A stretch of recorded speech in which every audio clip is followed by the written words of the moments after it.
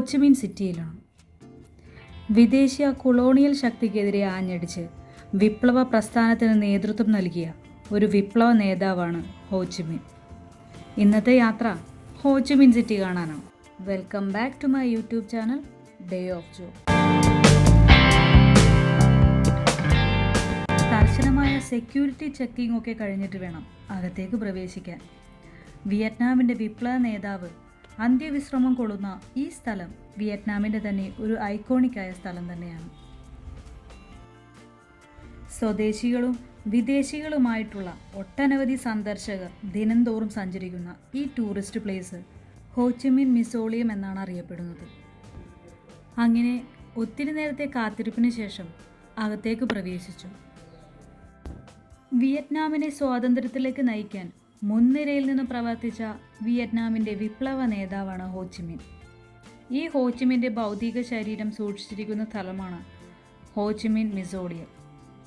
Founding father of modern Vietnam എന്നാണ് ഇദ്ദേഹത്തെ അറിയപ്പെടുന്നത്. അമേരിക്ക ഇതുവരെ ഒരു യുദ്ധത്തിൽ തോറ്റിട്ടുണ്ടെങ്കിൽ അത് വിയറ്റ്നാമിൽ ഹോച്ചിമിൻ നയിച്ച യുദ്ധപ്പടയുടെ മുൻപിൽ മാത്രമാണ്.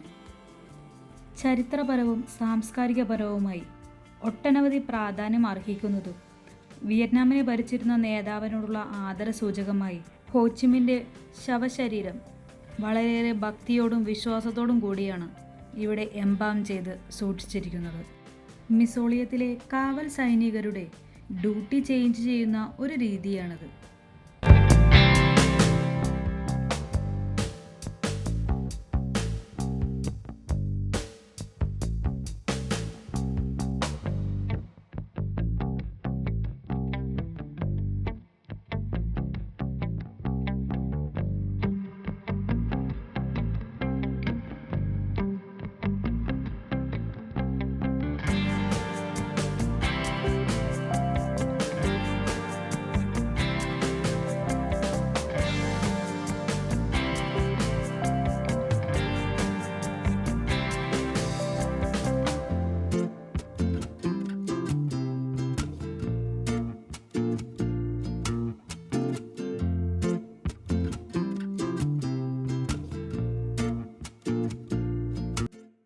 ആയിരത്തി 1969 സെപ്റ്റംബർ 2 ഹോച്ചിമിൻ തൻ്റെ 79ാമത്തെ വയസ്സിൽ ഹൃദയാഘാതം മൂലം മരണപ്പെടുന്നത്.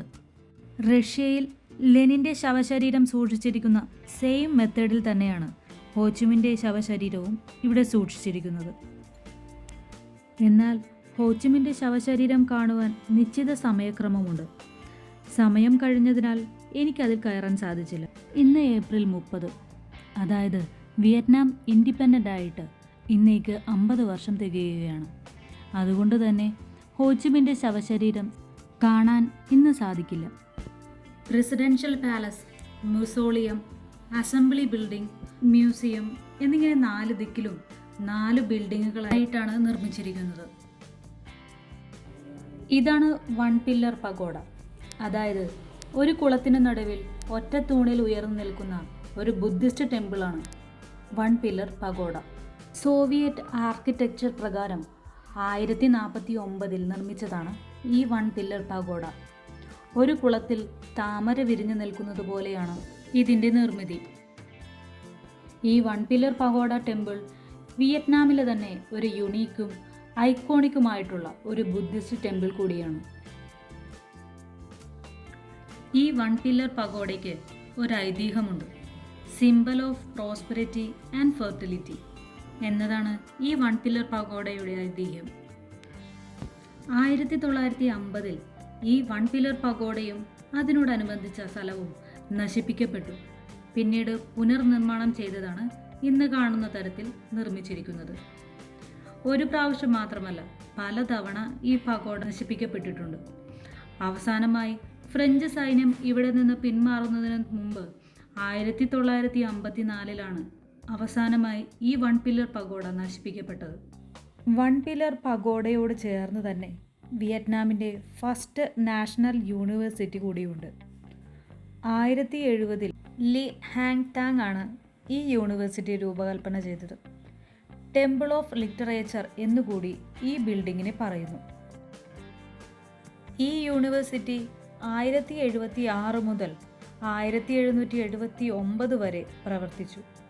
പിന്നീട് 1802 ന്യൂ ക്യാപിറ്റൽ ഓഫ് വിയറ്റ്നാം എന്നറിയപ്പെടുന്ന സ്ഥലത്തേക്ക് വിൻഡ് മോണാർച്ചിൻ്റെ നേതൃത്വത്തിൽ പുതിയ എംപയറൽ അക്കാദമി സ്ഥാപിച്ചു. പിന്നീട് ക്ഷേത്രത്തിലെ അക്കാദമിയുടെ പ്രാധാന്യം നഷ്ടപ്പെട്ട് ഒരു സ്കൂളായി മാറി. പരീക്ഷയ്ക്ക് പോകുന്ന വിദ്യാർത്ഥികൾ ഇവിടെ വന്ന് പ്രാർത്ഥിച്ചാൽ വിജയം ഉറപ്പാണ് എന്നതാണ് ഇതിൻ്റെ ഐതിഹ്യം. വിജയം കൈവരിച്ചതിൻ്റെ ആദരസൂചകമായി നേർച്ചകളും കാഴ്ചകളും അർപ്പിച്ചിരിക്കുന്നതും കാണാൻ സാധിക്കും.